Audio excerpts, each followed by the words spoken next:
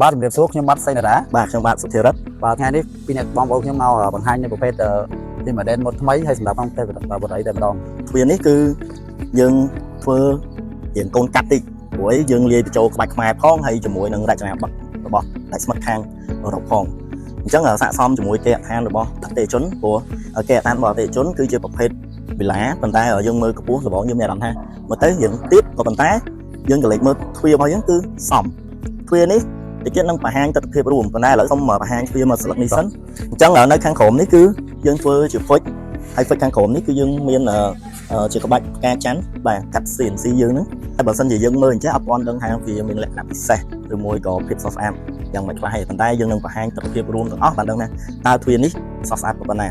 ឡូវយើងមកផលិតលើការចែកទេសការតម្លើងទ្វាររបស់យើងវិញណាបងប្អូនណាបើប្រភេទជាសាច់កង់ប្រើប្រភេទកង់កន្លងខ្លួនឯងហើយប្រភេទសាច់រ៉ៃវាប្រើប្រភេទរ៉ៃទាបភ្លើងហើយនៃការប្រើប្រាស់របស់យើងគឺស្រួលមែនទែនបងប្អូនណាគឺទ្វារធូបងប្អូនឃើញទ្វារហ្នឹងតតឹងវា5ម៉ែត្រកន្លះបងប្អូនណាតែបើមានតដៃមួយបងប្អូនណាមិនក៏ប្រើប្រាស់បានដែរមិនថាធំឬស្អីមួយប្រូអីប្រើប្រាស់បានទាំងអស់គឺទ្វារធូមែនទែនបាច់ប្រើម៉ូទ័រឯងបងប្អូនណាសម្រាប់បងប្អូនអត់ចាំបាច់ប្រើម៉ូទ័រគឺទ្វារនេះគឺ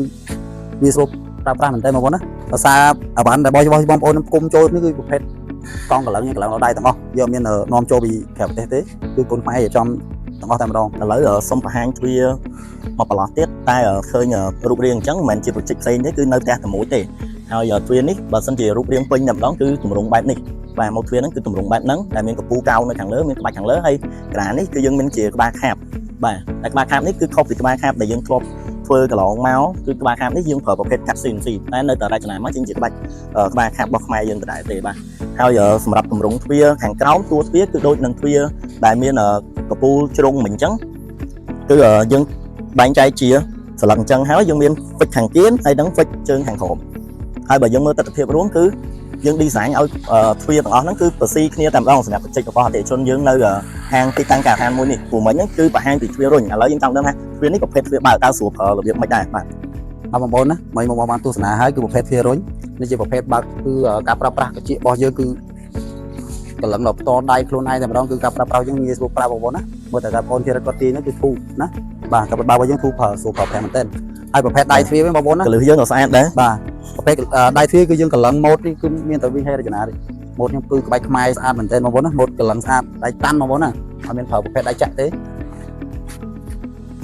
បាទទ្វារនេះប្រភេទទ្វារ4បាតហើយក៏អត់ខុសពីទ្វារ slide មិញដែរគឺការ design របស់យើងគឺយកគម្រោងដូចគ្នា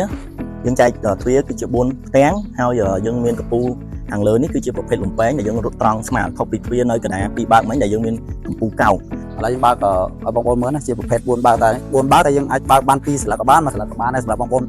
ដែលមិនចាំបាច់យើងចេញចូលឡានឬសម្រាប់ចេញទៅម៉ូតូអីយើងអាចបើក2ស្លឹកក៏បានដែរសម្រាប់បងប្អូនចង់ចេញចូលឡានអីយើងស្រួលបងប្អូនណាចង់បើកអស់ស្រួលប្រើប្រាស់បងប្អូនណាបាទនេះបើក4ស្លឹកតែម្ដងបងប្អូនណាបាទ4ស្លឹកបត់អស់តែម្ដងបងប្អូនគឺបើកអស់បងប្អូន4ស្លឹកអតិថិជនដែលមានបំណង